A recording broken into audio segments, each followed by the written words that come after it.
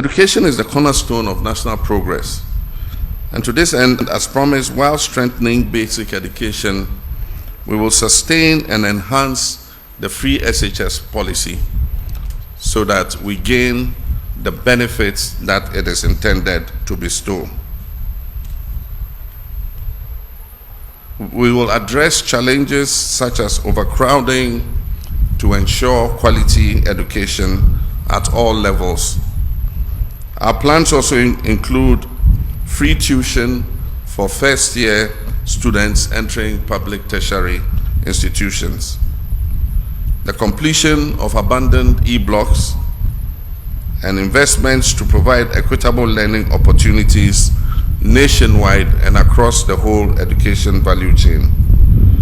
These initiatives will empower our youth with the skills needed to excel in a rapidly changing world. We shall emphasize technical vocational education and training so that we can produce the skilled manpower that is needed for business and industry.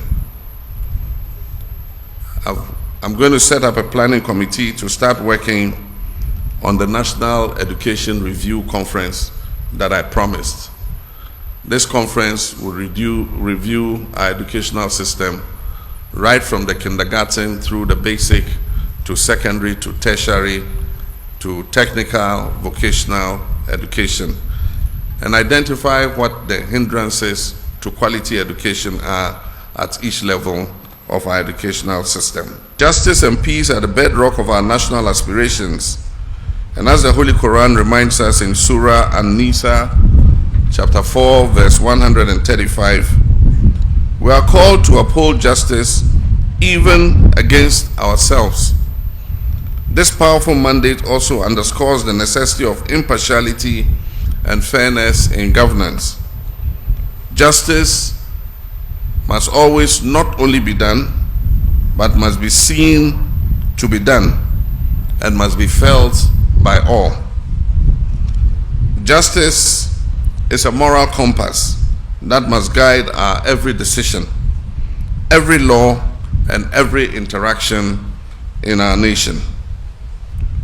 To this end, the new NDC administration is resolutely committed to strengthening our justice system to ensure judicial independence and address the systemic inequalities that currently exist.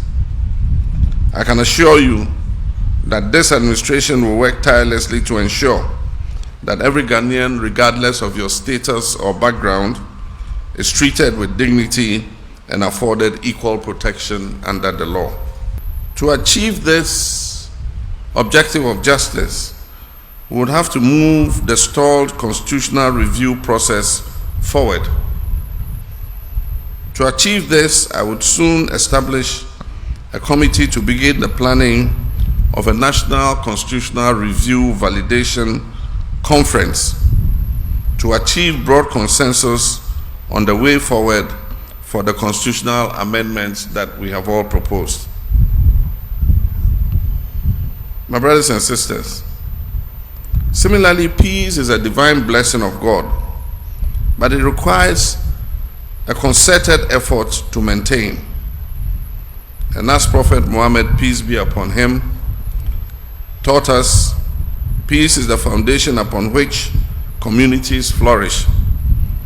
In this vein, our government will prioritize dialogue over unilateralism.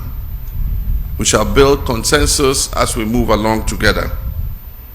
We shall encourage religious harmony and engage leaders across all faiths to continue to promote mutual understanding. Reset Agenda presents our collective commitment to restoring good governance, achieving economic stability and creating opportunities for all. And that is exactly what we shall do. It is our blueprint for national progress and will not waver in its implementation. For instance, a planned shutdown of the West African gas pipeline was supposed to take place in October last year. At the intervention of this government, it was postponed till January. This is a long delayed maintenance and has to be urgently done. But what it means is that there will be no gas available for all our generating plants in the east of Ghana, that is the Tema enclave, because it will have curtailed the gas coming from Nigeria and the gas that comes in the reverse flow from our gas processing plants in the west. And so it means that the thermal generating plants in the Tema enclave would have no access to gas. And normally, to forestall blackouts because of the loss of almost 2,000 megawatts of power, we have to make provision for fuel. And this is light crude oil, heavy fuel oil, and distillate fuel. Unfortunately, enough provision was not made for this eventuality. When the fuel arrives, it takes time to import it, 3 weeks to place an order and get it delivered. And when it arrives, you have to treat the fuel for another week and a half to make it ready for use in the generating plants. And so there's a threat of power outages. But my brothers and sisters, don't despair. Like I said, you elected us to solve the problems, not to put the blame on anybody else or to shoulder you with those problems. And so yesterday I called a meeting of all the stakeholders in the electricity value chain. And they have been sitting since yesterday to today to come out with innovative solutions so that we're able to keep the lights on. And so I can assure you, with some of the ideas they've come up with, we would make sure that your lights stay on and that we do not have dumsor, as you popularly call it.